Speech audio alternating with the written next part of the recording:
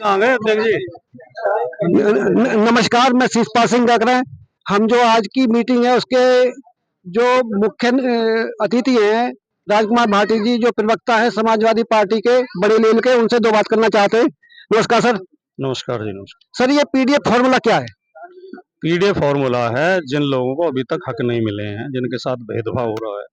BJP सरकारें बेईमानी कर रही हैं, जिन्हें नौकरी में रोक रही हैं, जिनके ट्रांसफर पोस्टिंग में बेईमानी कर रही हैं, हर स्तर पर जिनके साथ भेदभाव किया जा रहा है, उन्हें न्याय दिलाने के लिए पीडीएफ फॉर्मूला है। पीडीए में पिछड़ा, दलित, अल्पसंख्यक, आदि आबादी और अगड़ी जातियों में भी जो गरीब लोग हैं, उन सबके हक की लड़ाई पीडीए है। तो सर, इसका कोई डाटा है कि पिछड़ी जाति का कितना हक मारा जा रहा है?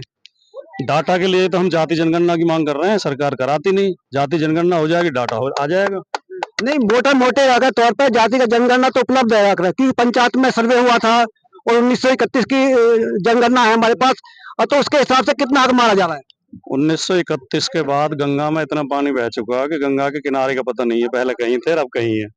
तो 1931 की जनगणना कोई आधार नहीं हो सकती। 1931 की जनगणना के अनुसार देश में 56% पिछड़ी जातियां थी। उन्हें 27% आरक्षण क्यों है? फिर 56% ही होना चाहिए। वो 27 भी पूरा नहीं करा जाता, उसमें भी बेईमानी की जाती है, जैसे शिक्षक भर्ती में हुई।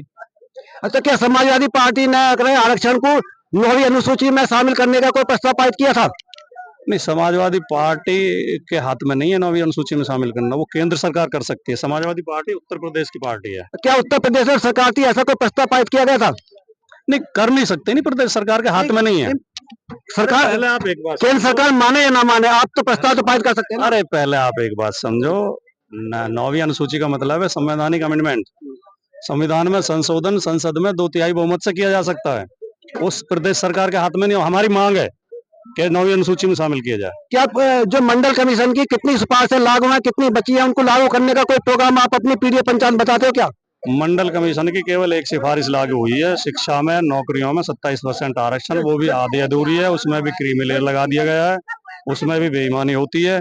बाकी उसकी जो और सिफारिशें थी वो धूल चाट रही है। तो अगर सरकार आ जाती है तो मंडल कमीशन की 38 सिफारिशें कितने दिन में लागू होगी? क्या पहली बैठक में लागू होंगी या बाद में लागू होंगी?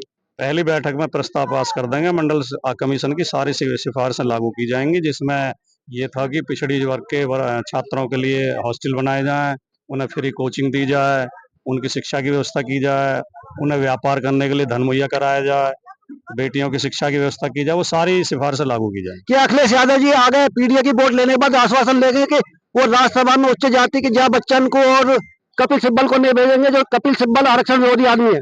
नहीं, हमारे उच्च जातियों से कोई लड़ाई नहीं है, ना हम उच्च और नीच मानते हैं। उच्च जाति कुछ होती नहीं है। ओबीसी, एससी, एसटी और जनरल जाति ये हैं, केवल वर्ग ये हैं। जो जाति कपिल सिब्बल तो आरक्षण का हमेशा विरोध करते रहे, आज भी कर रहे हैं। पहले मेरी बात सुनो। हम आपके सवाल का जवाब हो गया। हम उच्च और नीच नहीं मानते, पहली बात तो। दूसरे, जो जनरल कास्ट हैं, हम उन्हें भी शत्रु नहीं मानते। हम उनके साथ अन्याय नहीं करेंगे। हम उन्हें भी हक देंगे, उन्हें भी बराबरी देंगे।